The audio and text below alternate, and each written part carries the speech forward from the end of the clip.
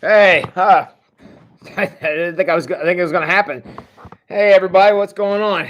Um, that's a little close to my face. How's everybody doing tonight?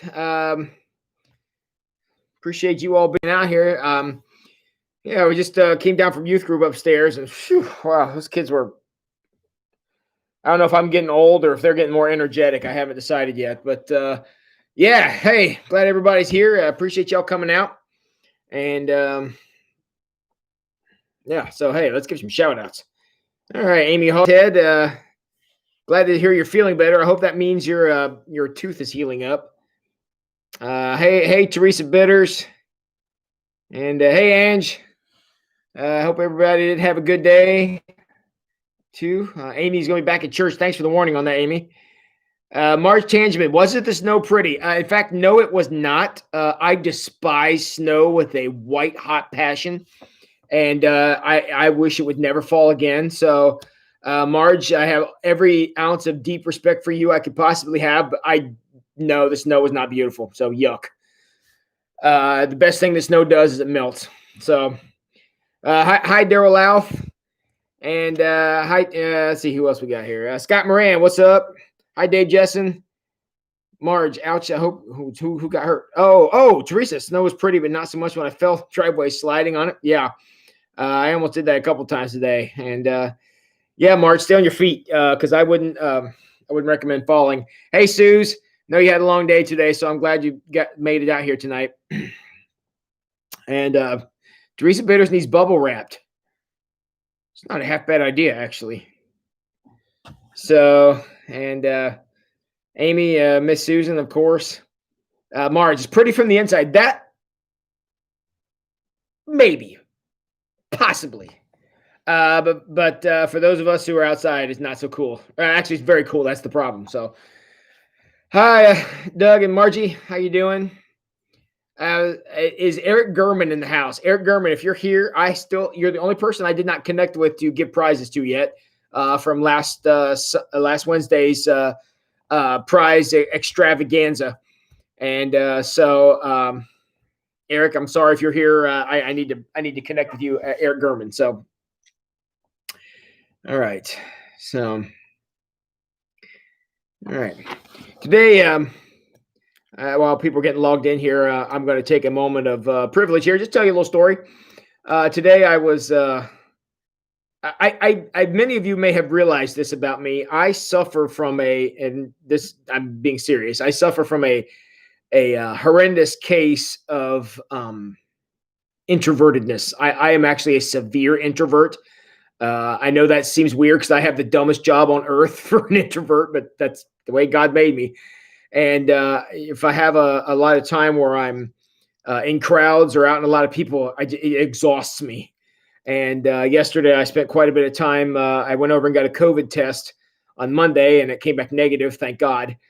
So I went over to Otterbein, and I went to see a number of folks over there, and some visits that I haven't been able to make for a while since I was COVID negative. I'm eligible to do that for a week, and it's just it's not that I don't like doing that. I'm not saying that, but boy, just that's it's just not my wheelhouse, and just was exhausting. And so being an introvert, when I have to balance my time between public, these big public things I'm always a part of, and private things where it's just me. And today I was having a hard time this morning.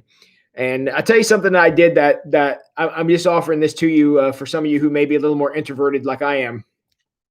Is I have my kitchen. I have a counter. I know that doesn't make me special anyway. We all have a counter in our kitchen, and I've noticed that how well my day goes is directly proportional to how much stuff is both on my counter and on my desk. And the clearer that I get those two things, the better off I am. And so today I did a bunch of dishes, and I folded some laundry this morning, and I cleaned off that counter. And I'm sitting here right now because youth group was crazy tonight. Gosh, I'm getting old, folks. It was crazy tonight, and I'm trying to spin a lot of plates here today. But I've been thinking all day. I'm going to go home, and that counter has nothing on it. counter's clear. And that actually, I don't know why. It makes me feel better. I feel like I accomplished something today, and all the plate spinning that I do. So, and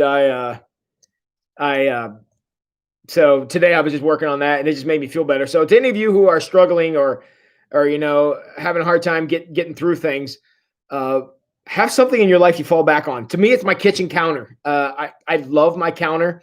I love my house, by the way. God has blessed me with the most. I just love my little house, and I get along real well. I put the Beetle in the garage, and I love it. And to know I'm going to go home tonight and the floor has been swept and clean. I vacuumed and cleaned off that counter. It really, really helps me out. So if there's something in your life that helps you in that way or makes you feel better, don't cheat yourself out of the time to go and do that, because we all live crazy lives and we're all spinning plates and everything is nuts and insane all the time. It just is. But, it's, don't neglect doing the little things for yourself, because it helps. It really does. And I have no idea why I'm on this tangent, but that's where I am. So, I'm throwing that in. That's life advice from Pastor Tim. So, see, Cheryl says, Tim, you're on my team with not liking snow. A brown winter is fine with me. Cheryl Miller has just dropped a tremendous truth bomb there in the live chat, and all y'all need to be getting on that, because we don't. I hate snow. Teresa, Tim. Well, Teresa, I spend a vast majority of my day outside of my comfort zone, because if I was in my comfort zone, I'd be one of those monks in the monastery where like one person a year comes to talk to me. I actually look at the movie Castaway. You guys remember the movie Castaway with Tom Hanks? To me, that's actually a sad story. I mean, the guy gets a chance to live out on the island and he chooses to leave. I'm like, dude, why? Why would you do that? You and Wilson, the volleyball, were having a great time there. So, yeah. So, Matt Dyer, text me your address, Tim, so I can send you. I have a prize. You didn't even need a concordance of the Benjamin Timothy. When you read the Bible as much as I do, Matt, you pick up on things like that. So, not sure I need a prize, but I appreciate you thinking of me. So, yeah, March, thank you. Hey, Matt Clements, glad to have you here, buddy. Mary Kay, glad to have you here too. And yes, we are in a weird place. There's no question about that. Cheryl, thanks for stepping out of your box. A lot of those folks give a tremendous amount to Wayne Street. That ain't no joke right there. There's a lot of people who give a lot to Wayne Street. And, that is absolutely no joke. So, yes, Wilson, Matt. That's right, Wilson. And Mary Kay, don't hate snow. However, I only enjoy from the inside. Don't have to go out. Yes, snow is like zoo animals. Much better enjoyed when they're behind a barricade. Yes, I absolutely agree. Angie, thanks for visiting folks. I tried, and I could only get to a couple of them yesterday and today, but hope I can get back over there. I'm hoping tomorrow. I'm running out of time this week, but my COVID test is only good for a week. So, Marge, there, thank you. Thank you, Marge. Yeah. So, I really enjoyed this week's chapter. I forget which chapter we're on. Where am I at here? Chapter 10. Because one of the things he talked about, and I guess, the best chapters in this book that I've enjoyed the most are the ones where I go, yeah, I guess I knew that. Just didn't realize I knew that. And this was one of those chapters where he pointed out something that ended up being so obvious that it was just kind of powerful in its simplicity. I really enjoyed this chapter about how we speak from authority. And, there are certain things in life where I have to use an analogy, and there are certain things in life where I can speak from experience. And I, in that way, am no different than any of you. There are a lot of people who can speak from experience and on a lot of different topics. Many topics I know nothing about, and then other things you got to use an analogy. One of the things I'm an expert on are, bowel obstructions from adhesions. I can speak from experience from that hellish nightmare. And I would highly recommend that if you want to know about them, just ask me. Don't go get one. They're awful. I can speak about that. And one of the times that this became really clear to me is I was talking about the trip to the Philippines that Matt and I were on back in 1995. And I still have this vivid memory in my mind of walking up that mountain And I can speak from experience about it. I don't need to use analogies. I can say what it was like. Now, my words are never going to do justice to the stuff that we saw, but that was quite an experience that I could speak from, And I was at a medical mission in Africa. I actually got to go, and Matt, I believe he went with me to the event in Israel where we were there with Volunteers in Mission. Matt, I can't remember if you went to that one or not. And got to see the places where Jesus walked. I went to Haiti and worked in an AIDS clinic down there. That was an interesting thing. Dealing with the just rampant AIDS epidemic that was going through down there. Working with people who I'm very sure are not alive today, and working with patients that were in a horrible situation. I was in Guatemala training firefighters a few years ago, and so I can speak from experience about those things. And some of my experiences from being a fireman for a while, and all of my experiences from being a pastor that I could probably tell you wouldn't believe me because some of it's so bizarre, as we were talking about a minute ago. But I can speak with experience about those. I don't need to use analogies. However, there are certain things I do have to use analogies about. I could say heaven is like a treasure in a field. I could say heaven is like a mustard seed, because I have absolutely no frame of reference. And even Jesus, who could speak with authority about these things, about heaven and things like that, he still had to use analogies because he's speaking about stuff that we have no frame of reference to fully comprehend. I mean, our brains aren't even complex enough to be able to take on what heaven is like. That's an impossibility. And that's an amazing thing once you think about it, that Jesus can speak from experience about things that not only do we not know about, but we can't know about them, because everything we know is so limited. And when you talk about unlimited, and talking about forever and eternity and all infinity and all these things, it's almost impossible to comprehend that, because it was such a big thing. So, I missed a couple comments here. Amy says, pray for my friend Roseanne is in the hospital now, COVID-19, not doing well. There's a number of people in that situation, Amy. And thank you, Teresa, for praying for that.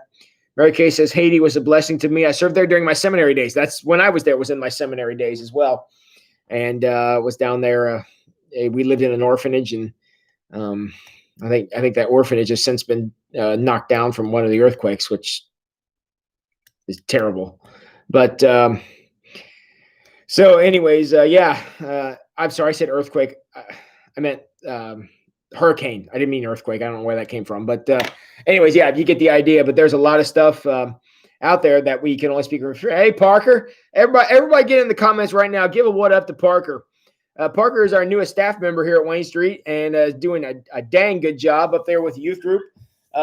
He led a great talk and talked to the youth group tonight about Christ, and taught them about the first week of Advent. Did a heck of a job. So everybody give a what up to Parker in the comments, and thank him for being our most recent staff member. He's a big encouragement to your old man pastor, who can never keep up with those kids. Not anymore. But yeah, everybody give a what up to Parker, and let him know he's doing a great job. I think he was a little frustrated tonight because we had had some rambunctious youngsters up there, but that comes with the territory, buddy. And yeah, you're doing a fine job. So, all right. So cool. So speaking from experience is something that you can do, and B-dubs, dude, what's going on here, Matt? All right. So speaking from experience, and I'm looking, there's 22 of you here in the chat right now. And I'm there's many things from experience that you guys could speak about. Matt could tell us about being a state highway patrolman. Matt Dyer, he knows a lot about that. Doug Whitling could speak about experiences from being a head usher and keeping things together, because Sunday mornings are crazy. And I appreciate his working with that. Mary Kay Brown could talk to us about being a pastor and about being a realtor. She knows about those things. Who else can I shout out here? Matt Clements could tell us what it's like to dress up like Sully from Monsters Inc., because I know he did that once.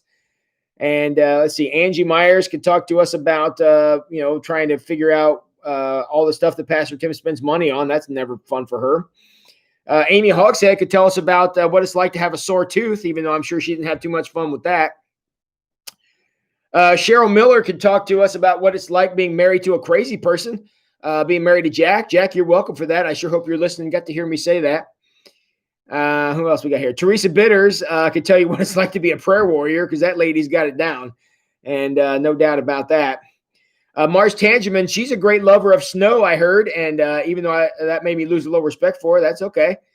Dave Jessen, Dave and Amy can talk to us about volunteering at church, doing things like serving the dinner we had down there and working with that. So they can tell us a lot about those things.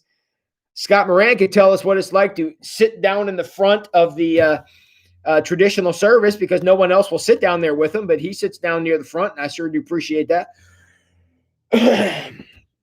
See who else I got here. Daryl Louth could tell us what it's like to be father of the bride. He did that recently. So let's see. Anybody else we got? I think I hit everybody in the chat, didn't I? Did I miss anybody? Who did I miss?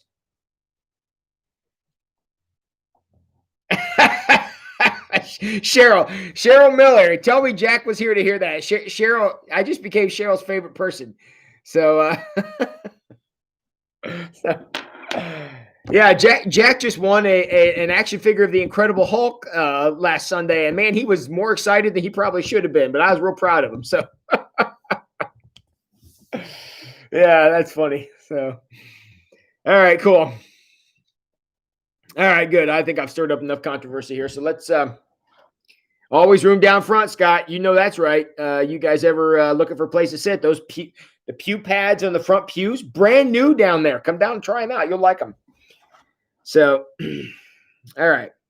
So speaking from experience, now I think I've made my point well enough here that all of us can speak from experience in certain things.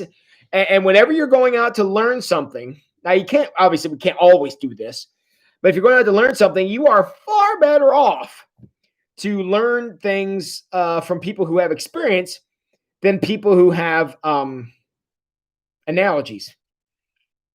And this has always been a sticking point of mine, because when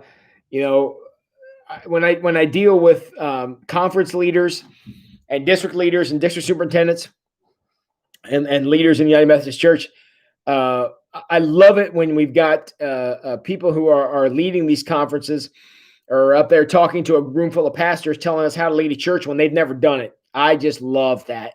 And I know you all have been in that situation where somebody who's read a bunch of books and sits at a desk wants to tell you how to do things when you're out there, where the rubber hits the road, and you're just going, dude, have you actually tried any of this stuff you're telling me to do?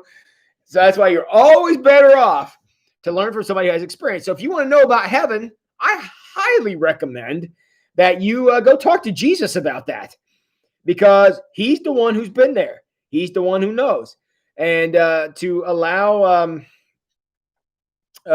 somebody else, including me, including this guy, everything that I tell you about heaven, I learned from Jesus.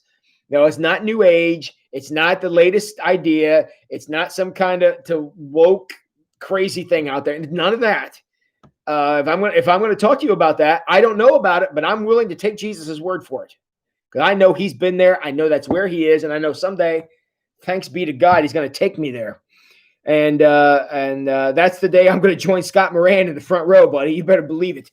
So I just want you all to realize that there's a lot. I mean, Parker talked about this a little bit tonight with youth group. There's a lot of people out there who are telling you things that are based on their own experience when there's no way they could have had the experience. And you want to be real careful about that. If somebody tells you something about God or tells you something about heaven or how to get to heaven or what that means, buddy, you better go back and check that with the one who has experience. How does that line up with what Jesus says? How does that line up with what Jesus has taught? And if it don't, if there's a conflict, well, then you got to choose who you believe. And I bet you can't guess who I'm going to recommend you go with, right? I'm sure this is going to be terribly shocking to all of you.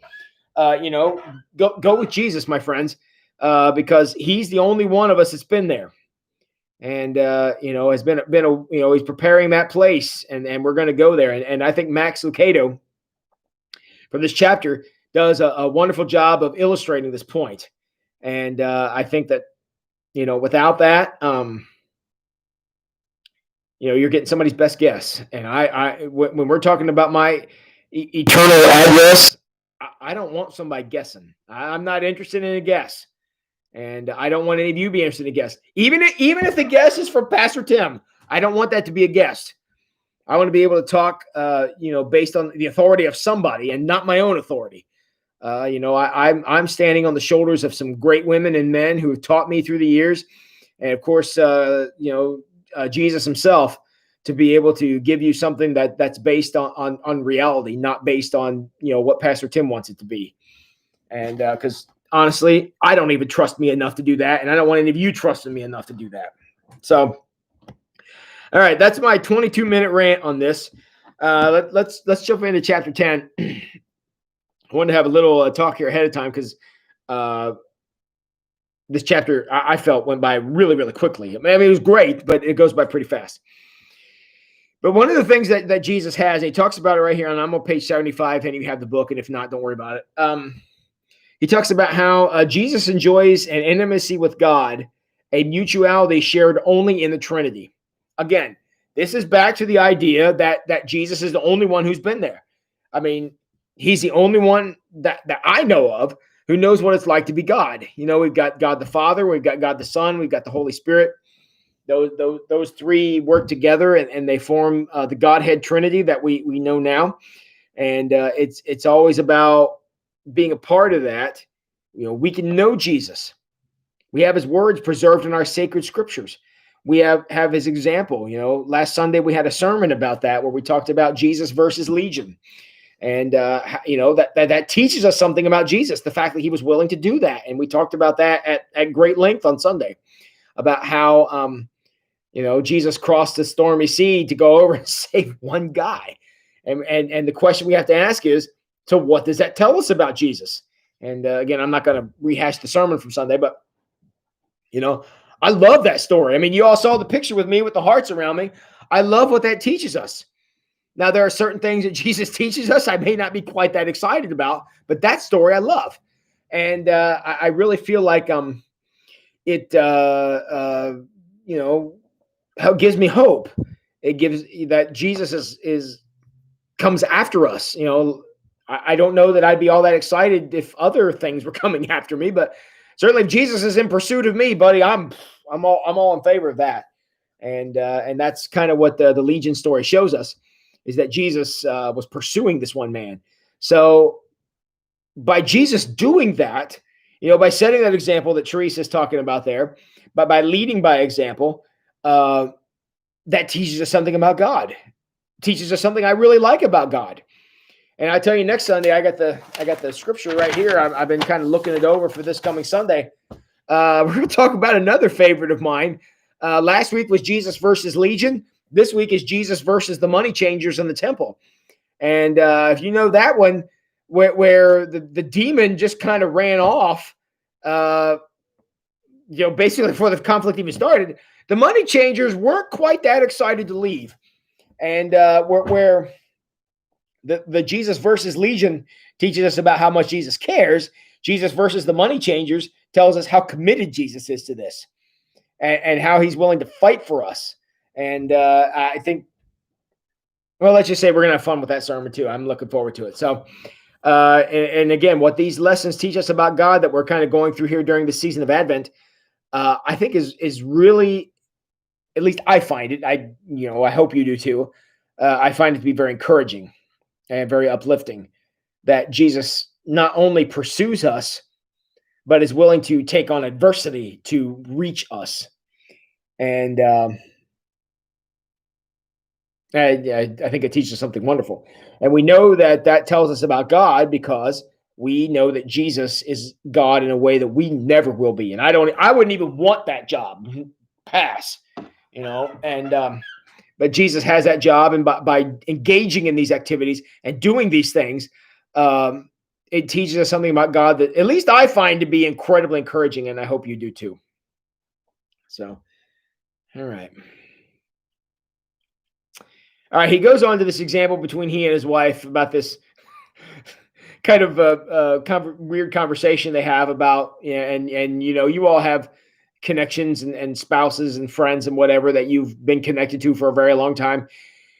And you got to get to the point where you kind of know the conversation, so the conversation can even become a series of, y'all kind of know where that's going, and it's kind of funny how we can get to be that way, but that's what intimacy will do, and that's what connection will do, and and he talks about how not only can they have conversations with extremely few words, but also if his wife, whose name is Denilyn, if Denilyn is out somewhere, and somebody says, well, Max, think about this. He says, look, she has authority to speak on my behalf because she probably knows me better than I do.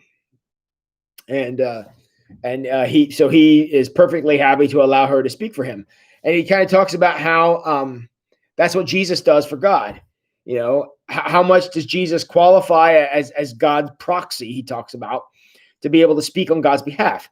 So when Jesus is saying things like, the kingdom of God is like a mustard seed, and the kingdom of God is like a treasure buried in the field. And, God loves people like the father loved the two prodigal sons and all this stuff. He's speaking on God's behalf. And God is at the very least, is thumbs upping all these things because he agrees with what Jesus is teaching. And Jesus is God's son, and God's very pleased with that. So when we read these stories, the stories, but when we read the parables, and the things that Jesus says, and when he says, Legion, why don't you get lost? And when he says, you guys can't turn my father's house into a den of thieves, when he says those things, we know that he is speaking on God's behalf in a way that no one else is ever going to be able to do. Prophets speak on God's behalf, pastors and priests speak on God's behalf, but it's a little different when Jesus does it because, again, we're speaking with the analogy type things. And Jesus is speaking from the experience type things. And that's why Jesus's words, carry infinite amount more weight than anything I'm ever going to say. Because any kind of context, any kind of meaning, any kind of transformation, any kind of connection that you receive, maybe through a sermon you've heard me preach or through a live stream like this, or if you're reading the devotional that I wrote, which today's day number 2 or day number 3. Today's day number 3 of that. So any connection or any kind of blessing that you're receiving from that, the only reason that exists there is not because Tim is some kind of gifted writer, because we all know that ain't the case. What it is I prayed a lot before I sat down, and I wrote that devotional in one day. I wrote it. Well, I always write them in reverse order. So I guess I wrote it from finish to start because I wrote each day backwards. I always write them that way. I prayed a lot before I did that so that I would be inspired. I wanted to speak on God's behalf. But let me tell you something. If Jesus himself came down and took my computer keyboard one day and said, well, I really want to write a devotional, trust me, his is going to be better. Because I'm giving you God's word, third or fourth hand. Jesus is doing it firsthand experience about what's going on. And that will supply and provide a power that you will never, I could never even dream of giving anywhere close to that. And that's what's kind of cool about it, is how different it is to experience things directly from Jesus than it is to experience it through Jesus's representative, which, on my best days, that's what I am, and the best I could hope for.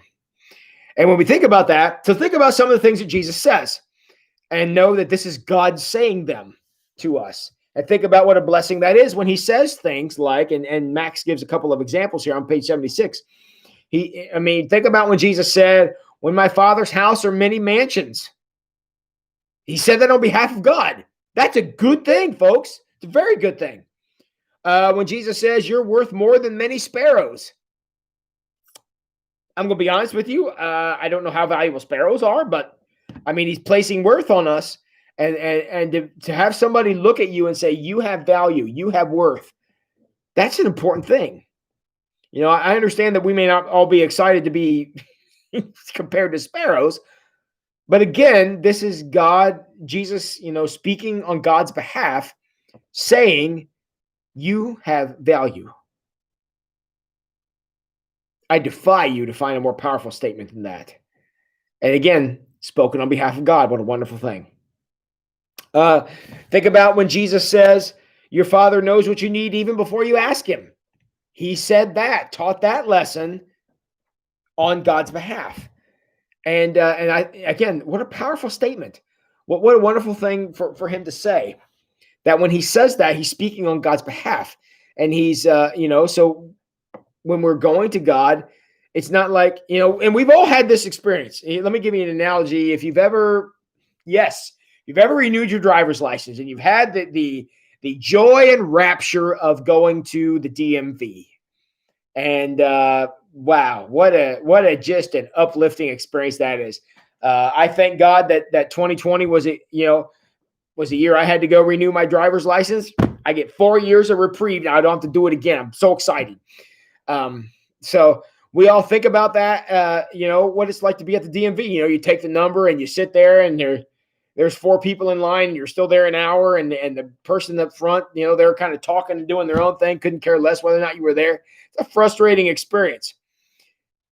That's not what it's like when we deal with God. There are no taking numbers when we deal with God. There are no lines.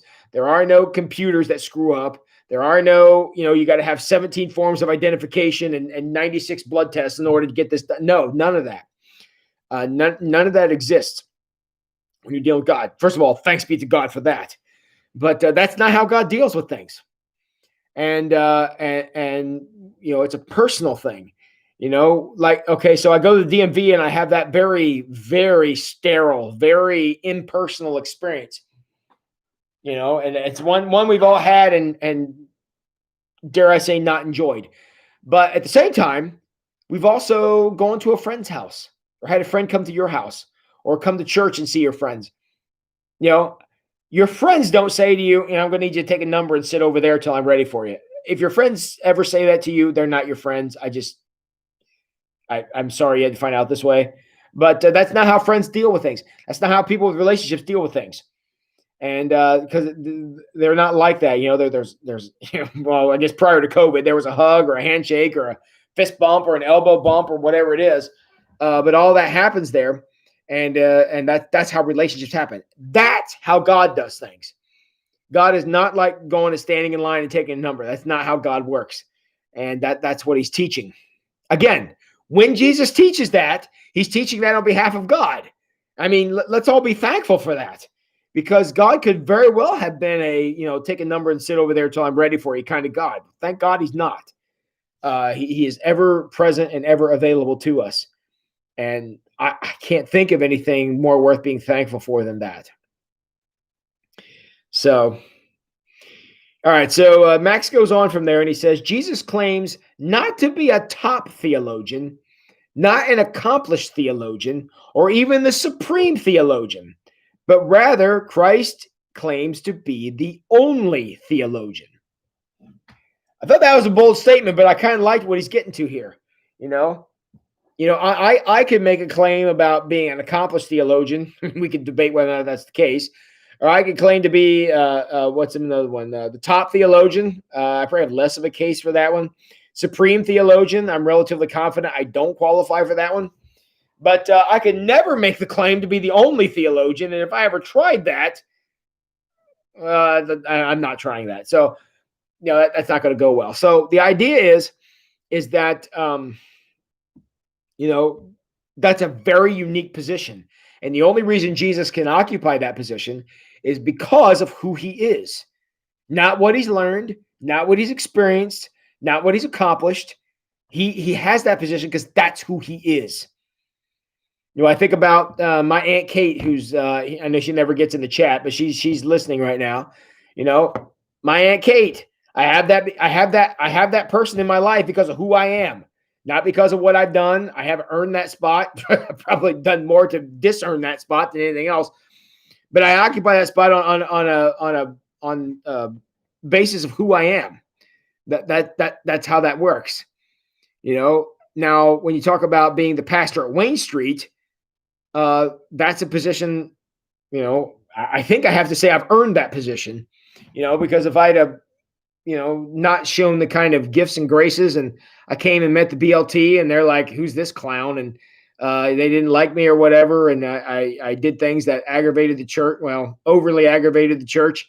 and that kind of stuff, and got on people's nerves all the time, I wouldn't be around long. And I tried not to do those things. I don't know how successful I always am. I sometimes call people like Jack Miller crazy, but maybe that's why I get to stay. I'm not sure how that works. But if I went around, behaving in bad ways, I wouldn't be able to stay here. So I have that position based on my accomplishments and where I'm at, and I couldn't be more proud to be a pastor of this church. I could not be. So I love where I'm at. But at the same time, so those are two different things. My family relationships are given to me on the basis of who I am, but my professional relationships are given to me on the basis of how high how far I've come, and I hope to be able to enjoy this one for bunches of years, because I love being at St. Mary's. In fact, my only complaint about being at St. Mary's is I feel like every single person in this town needs to have their driver's license revoked and go back to driver's ed. I love y'all dearly, but y'all don't know how to drive. It's really sad. I'm tired of almost dying every time I walk down the dang sidewalk, for crying out loud. But that's another thing for another day. So, and hey Matt, hey Aunt Kate, hey Kate, Matt Clement says hello, and well, thank you, Matt. I'm glad that God placed me here. Thank you, Mary Kay. Yeah, I'm glad that God placed me here too. I can't even tell you. I mean that sincerely. How much I enjoy being here. So, all right. So, what else we got here? Well, and the next example he gives, and I think I've kind of ran this off the rails good enough here, but I'll share this because he did. As he says, it's kind of the difference between, say, one day, the teacher is in a classroom, fifth graders, I think he says, and they start talking about space. And whenever we're going to talk about space, obviously fifth graders have bunches of questions about everything. So they're raising their hands and asking questions, and the teacher says, well, it's kind of like this, it's kind of like that. Can you swallow if there's no gravity? How do you go to the bathroom in space? What does moon dust feel like? And all these different things. Again, I can certainly see fifth graders asking these questions. And the teacher would do the best she could to answer the questions, based on whatever. However, teacher don't know, because teacher's never been in space. So suppose the next day she comes in and goes, hey, boys and girls, I would like to introduce you to our guest speaker today. Buzz Aldrin is here today. And they start asking Buzz Aldrin these questions. Now, does he have to speculate about how you go to the bathroom in space? No, he doesn't. I don't know how graphic he's going to be about how that happens. But to the guy who's left footprints on the moon, I'd say Buzz Aldrin is a pretty good person to speak about what it's like to be in space. So the teacher can talk, make educated guesses. Buzz Aldrin can speak from experiences. And I thought that was a great example of what we're talking about. And I think I've been kind of hammering this home for 40 minutes now about the difference between speaking from authority and experience and speaking from speculation and education. Again, not knocking education. I'm a big proponent of, reading books and learning. I'm a huge component of that. And I read lots of books and try to keep my mind sharp, which we could debate how effective I am at that. But that's that kind of learning is important, because you can't go out and experience everything. I have conversations with lots of dying people. Well, I can't speak from experience from that, and the only way I could speak from experience of that means I wouldn't be able to do it anymore. So there are certain things we just have to take for granted and do the best we can. But again, if there's things out there that you're looking for, experience is the best way to teach. And when Jesus is teaching on behalf of God, speaking from his experience of being God, we could take that with a lot of authority. So, yeah, one of the things after this section on Buzz Aldrin, which I thought was very, even by Max Lucado standards, was very well written. He says, Jesus, has no speculation or hesitation. He speaks with conviction about things, and we know we could take. What am I trying to say here? Take by faith what he's saying. We can believe in what he's saying. We can trust in what he's saying, because he's been there, done that. And that gives Jesus a fantastic perspective of being able to teach and do wonderful things. And we can do wonderful things on his behalf. And my entire life, and so is yours, is all about responding to what Christ has done and the great blessing that he is. And, I live my life out of response for the grace that I have been shown far more than I ever deserved. But to be able to have that gives me a certain power that's never going to match the power that Christ himself has. So Max goes on to say, Jesus doesn't boast about his knowledge. He shares it. He doesn't gloat about his knowledge. He gives it. He doesn't revel. He reveals. He reveals to us the secrets of eternity. And that, again, speaking from authority, he's the only one that can do that. He's the only one who died and was and experienced resurrection. Now, we have a few instances in the scriptures where people experience a resuscitation. We don't have anybody who experienced a resurrection other than Jesus. And let me quickly tell you the difference. I mean, Lazarus is a very famous one. He's not the only example, but he's a famous one. But if you remember, they're standing before the tomb. Jesus says the word, and Lazarus comes stumbling out, and they rip those tight bandages off of him. And everybody at that moment recognizes it's Lazarus. Everybody knows it's Lazarus. Everybody knows it's him. Jesus, on the other hand, after he was resurrected, they're walking in the garden there, and Mary thinks he's the gardener. She does not recognize him. And Jesus, where Lazarus, went and did a bunch of normal stuff, Jesus was doing things like, vanishing into thin air and walking through walls and things like that. He was different. His body was of a different form. That's the difference between a resuscitation and a resurrection. Lazarus was a resuscitation. Jesus was a resurrection. Two obviously related things, but not the same thing. And I think a lot of times, when things are bad in a situation or somebody's very sick, we're praying for a resuscitation, and God decides, I think I'm going to go resurrection on this one. And again, that's sad because that's a separation. Our mortal bodies cannot perceive that or cannot experience that or really cannot even fathom or understand that. But thank God that option is available because these bodies are perishable. They're temporary. They're only going to go so far and do so much. And someday we're going to have to shed this mortality to be clothed in immortality. We're going to have to experience resurrection, not resuscitation, resurrection. Resuscitation brings us back to this, broken, tired, and worn out body, where resurrection takes us on to a place with no death, no sorrow, no crying, and no pain. If you can find a deal better than that, I'm willing to listen, but I'm probably not going to agree with you. But that's the difference.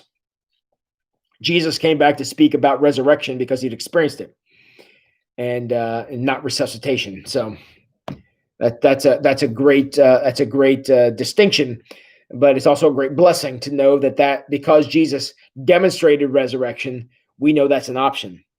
Without that, death would be the final word, and God said, "Nah, not going to have that." Actually, the final word is going to be no final word. Final words are canceled because you're going to experience resurrection, and then there will be no finality. There'll be no end. It'll be eternity after that. And look, if you want to find a message more encouraging than that, well, go for it. But I don't have any idea what it would be. Teresa says, Jesus draws us into his hope, but we won't fully know till we're with him. Yeah. Again, we're not going to fathom eternity until we've experienced resurrection. What is resurrection like? I have no idea. I know it's real. I know one who has pulled it off. I've had experience with the one who's pulled it off. I've dedicated my life to serving to the one who's pulled it off, but I haven't done it yet. So I don't know. But it's certainly a part of my future. And I'm living my life in such a way that there's a lot of other people out there that I pray are able to say it's a part of their future too, because of the hope that we are giving. And I think that's a wonderful encouragement that we have available to us. And the reason that's important is because a lot of times we've all experienced people who are trying to explain. Have you ever met somebody who's trying to explain something and they're actually making it worse? I mean, maybe you think I'm doing that right now. I don't know. But they're trying to tell you how to do something, and the more they talk, the farther from understanding it you are. We've all had teachers like that. I had some philosophy classes in college where I was like, oh my heavens. Had my brain so twisted in knots, I didn't know if I could navigate out the door at the back of the room. So So we all had that experience where somebody's talking and you're just like, you really just need to stop because it's getting worse. Well, God has decided he didn't want to function that way. So that's why he gave us Jesus to speak clearly to us about, honestly, some extremely complicated topics. Resurrection, that's a pretty complicated topic. I can't, roll my whiteboard down here and write out the mathematical equation of how that works. I can't use the periodic table and tell you the right mix of chemicals and lightning and thunder and all this stuff and mix it together. And this is how resurrection works. I don't know. I don't know how that works. That's why we call it faith, because I can't explain it. But God didn't want us to be confused, though. Yes, we may not have an explanation on how it works, and our mortal body probably couldn't perceive how it works. But what God said is, okay, but look here. Here's how it's going to work. See Jesus dead on the cross? Wait 3 days, and then you're going to see how this works. And suddenly Jesus starts showing up all over the place and giving us the example of what resurrection is like. Honestly, how is the wrong question. Why is what matters.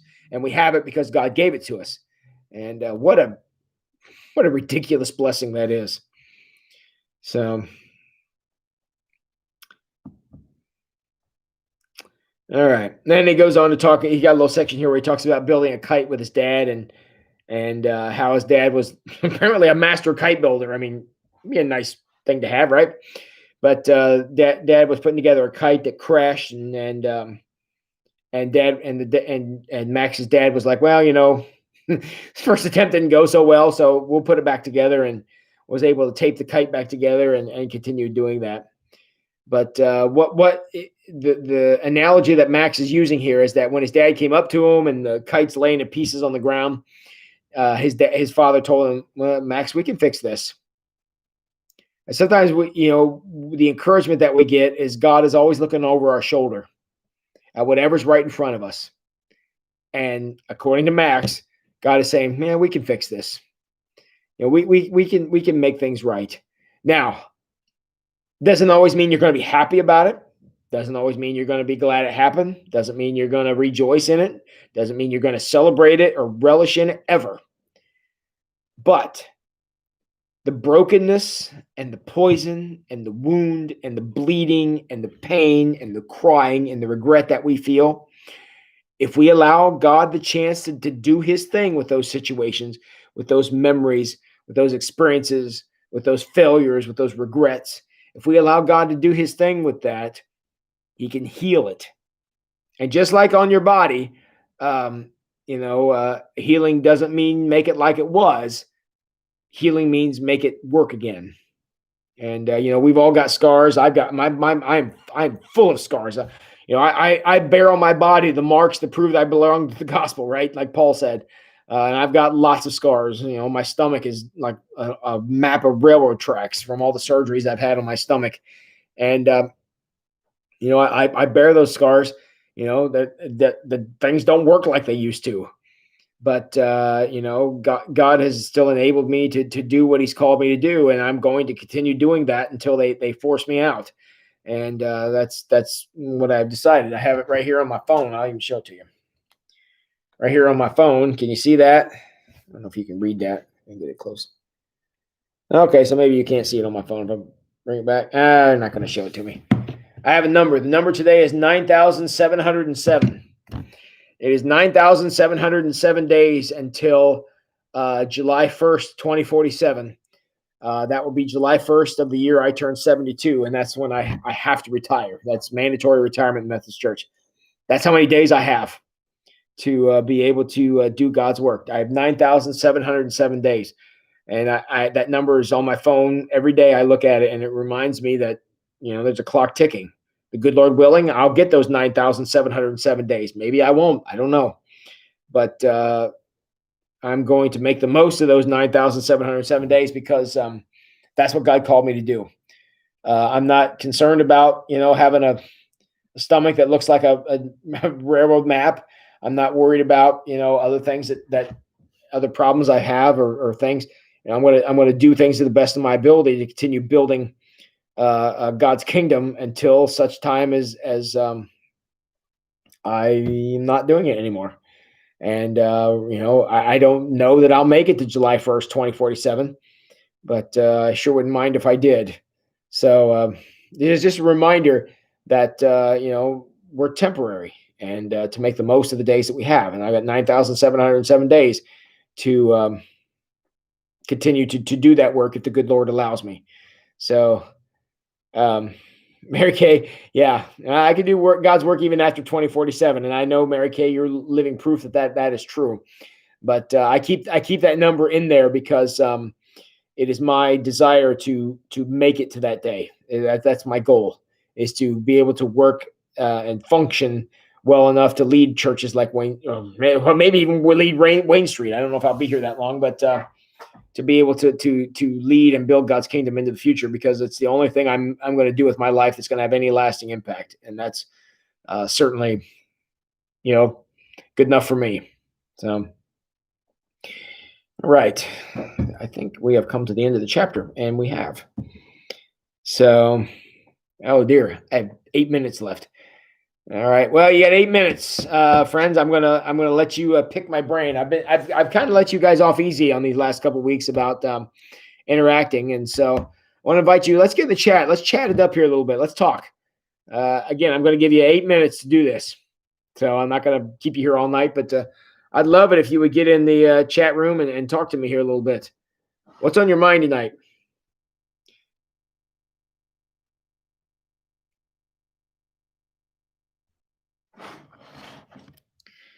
Anybody got anything on your mind tonight? Talk to me. Ask me a question. Give me something to talk about. You're going to stand here and look at my silent face for 8 minutes, and nobody wants that. Thank you, Mary Kay. That's my goal, is to do the best I can to leave a lasting impact on the world, I guess, and trying to do the right thing and keep things going. Life has been weird this last year, as you all know, and just trying to keep things going. So I know there's a lag, so I'm kind of holding off here to see if somebody says something. But anybody got anything? Jump in. It's your big chance.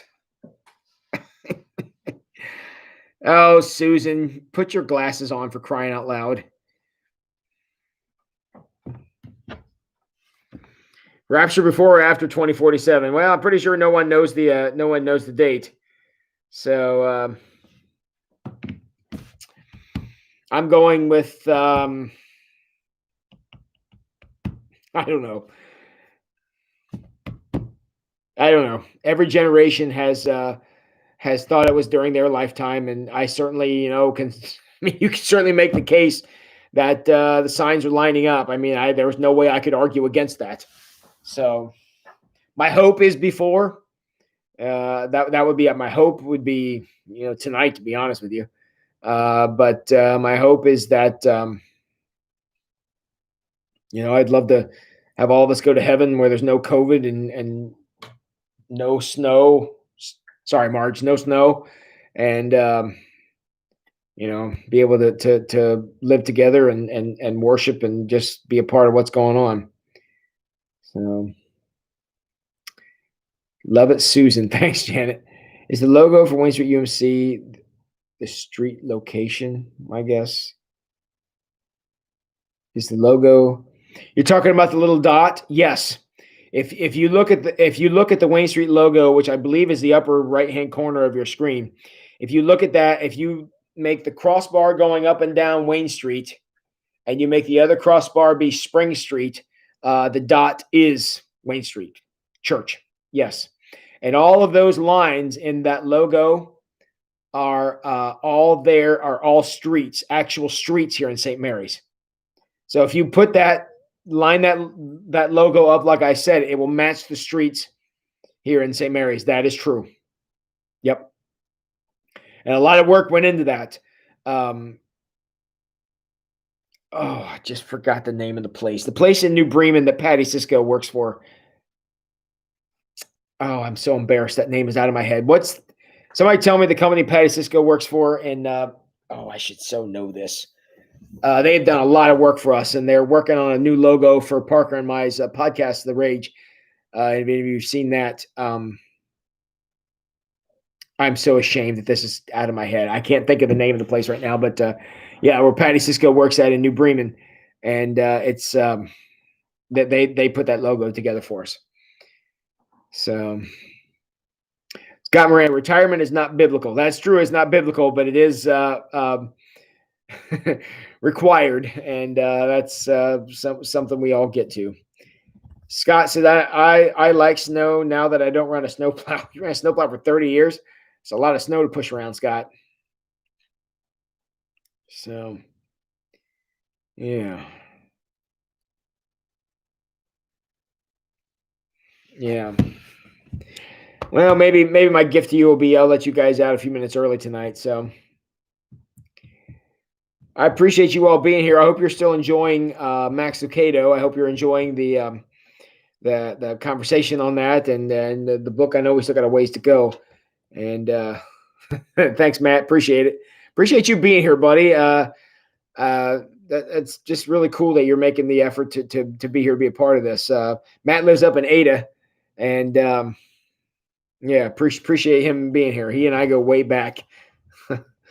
And Mary Kay, you're not perfect. Yeah, don't act surprised to find that out, Mary Kay, that I'm not perfect because after 2 years, you should have no doubt that I'm not. So, and yes, thank you, Amy. Give us a big thumbs up before you go. Appreciate it. That helps us out with the YouTube search engine. So, Kate, Matt Dyer's telling you hello.